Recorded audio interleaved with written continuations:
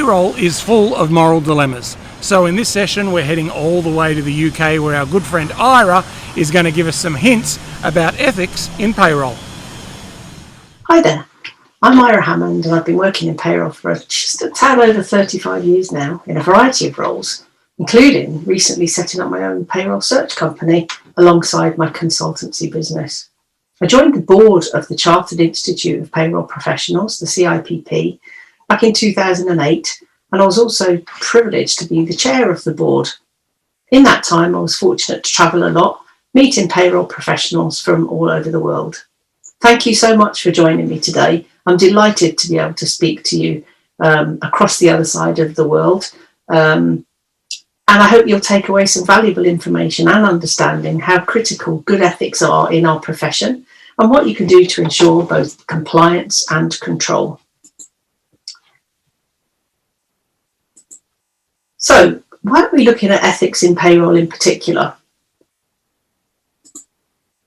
Well, it would be very big news if payroll failed, especially a big failure in a big company.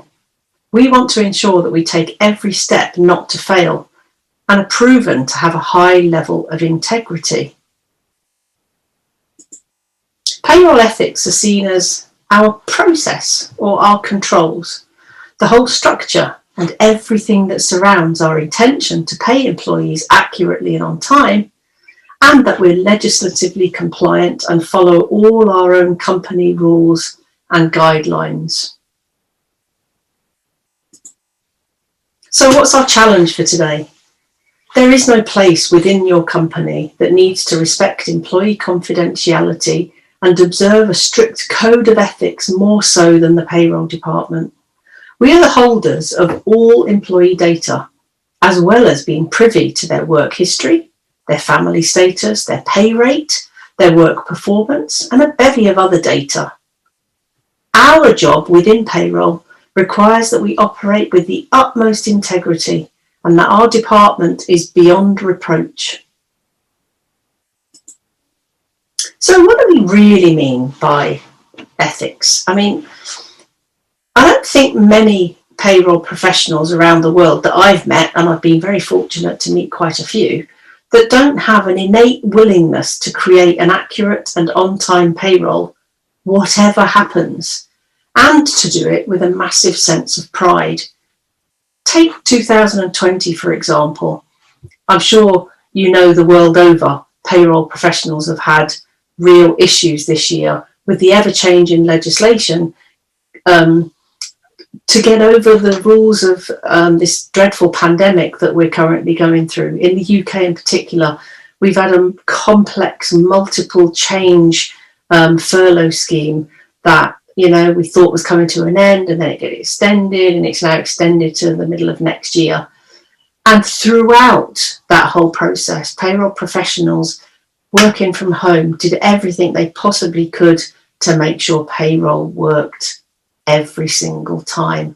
So confidentiality, compliance, integrity and trust, security and legality, they're all the things that really form ethics in payroll. So in terms of teams and individual responsibilities, where do those responsibilities lie when we talk about ethics in payroll? Our staff must be completely equipped to do the job well. So they have to be trained regularly, and they must have all the tools to do a good job. Managers and team leaders should all be leading by example. And when you're recruiting for new team members, it's important to focus on the competencies and the type of person that you want to join your team. Make sure you keep on reviewing once they're on board too.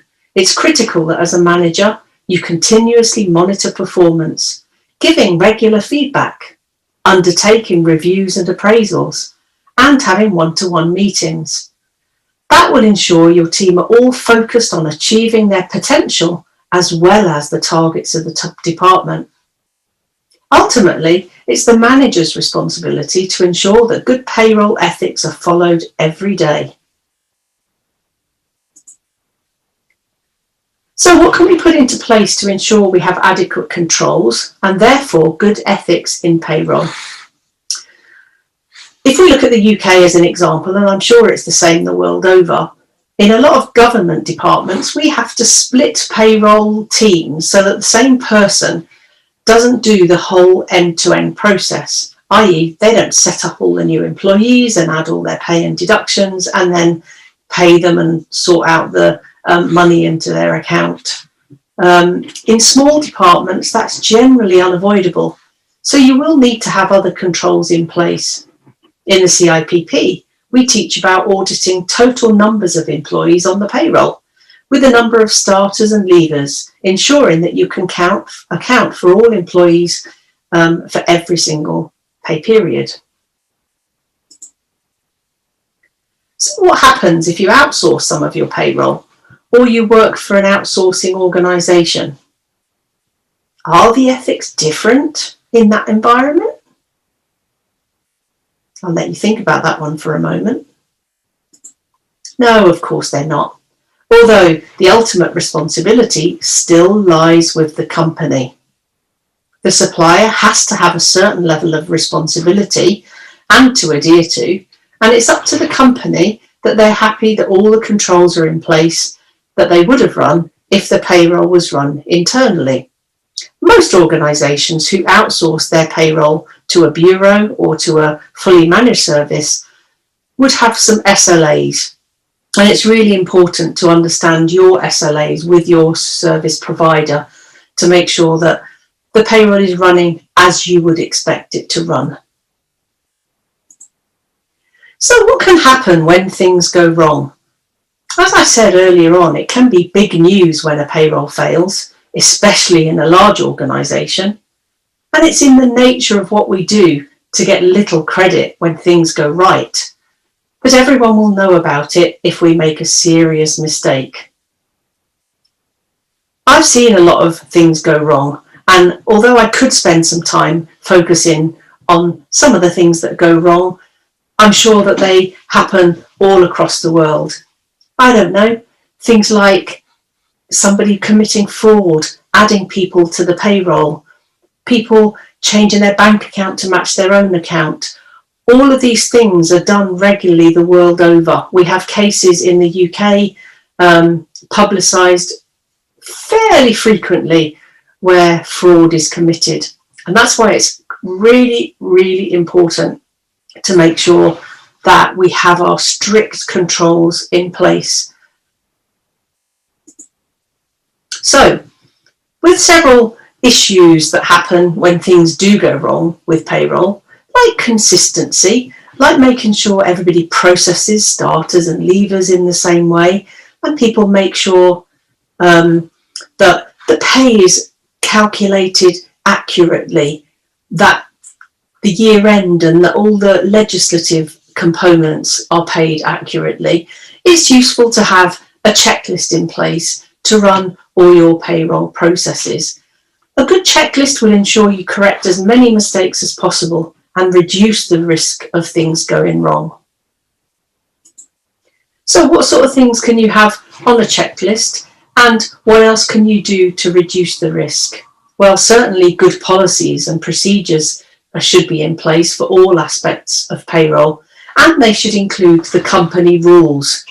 Those company rules should be fully detailed so that every person in the payroll team really does understand all the complexities around your particular payroll. So when new starters come along, they've got something that they can refer to. The second thing is, are payroll processes followed consistently? It's okay to have payroll processes documented, but are they in the bottom of the cupboard and not referred to regularly? You really do need to make sure your payroll processes are followed consistently. Is payroll completed accurately and on time? Well, it's good practice to have some SLAs in place, even if it's only your internal ones. I would imagine most payroll professionals understand the error rate that they're currently running to. We all would like a utopian world where there are no payroll errors, but human nature, late notifications, there's going to be errors somewhere along the way. and it's worthwhile noticing what those errors are and see if you can put something in proactively to ensure things don't happen again. We talked about segregating duties. And what about finance? Do they ever get involved in payroll and keep a review? It's not just the finance officer. What about audit? I always say to people when I train them as a tutor that the auditor should be payroll's best friend. And whenever you're making changes to processes or including new rules or new procedures, get the auditor involved and make sure they're happy. And another thing, making sure your records are kept secure. Make sure people don't write passwords down or share passwords. All of those things are really critical when it comes to payroll ethics. If you're a manager, do you check your payroll teams are following the set processes consistently? It is okay to have procedures in place, but I've seen so many that are on those shelves gathering dust. So what are the key components then to an ethical checklist for payroll? Make sure you've made your values and principles clear to your teams. Let them know what you expect of them. Check your security settings, especially after system changes or upgrades. Like I said, become the friend of your auditor, whether an internal or external or even both. Get them involved when you're changing procedures. They may see something you've missed that can really help. And focus on competencies when recruiting new staff. Focus on trust and integrity, as well as technical competencies. One of the good things to think about is about delivering ethics training in payroll for your teams. It doesn't have to be formal training, but just some small sessions with your teams at regular intervals, highlighting their ethical responsibilities as a team. Create your own set of ethics, looking at your company values as a starting point. It would be good to include real-life examples and problem-solving exercises, especially if you've got examples of where things may not have been done correctly in the past. What I'm showing you now is an example of code of ethics that you might want to use as a basis for your own team as a starting point. Let's go through these in turn. To be mindful of the payroll relationship between employer and employee. To ensure that harmony is maintained through constant awareness of our payroll profession's fellow employees. Deal professionally and courteously with our customers, employees, and other departments within our organisation, for example, human resources and finance. To strive for perfect compliance, accuracy, and timeliness in all our payroll activities. To ensure that our knowledge stays current. To be continually aware of the developments in payroll technologies. Stay aware of legislative developments and statutory changes within payroll. To maintain compliance with our employers' procedures and processes. Payroll professionals must maintain confidentiality and emphasise its importance to other employees. And to support your fellow payroll professionals inside and outside your organisation. Like I said earlier, payroll ethics are the cornerstone on which payroll department is built. We as payroll professionals are truly proud of the ethics that we follow in our day-to-day roles. We're responsible for paying employees on time and accurately and complying with legislation and statutory and company rules. We strive to provide ethical leadership and wish to be held to the highest standards which are critical to maintaining a quality reputation for the department and its valued staff. I really hope that you've enjoyed the sessions today on payroll ethics. Do you know, lots of things can go wrong in the world of payroll. I've talked previously about an individual who wants to commit fraud.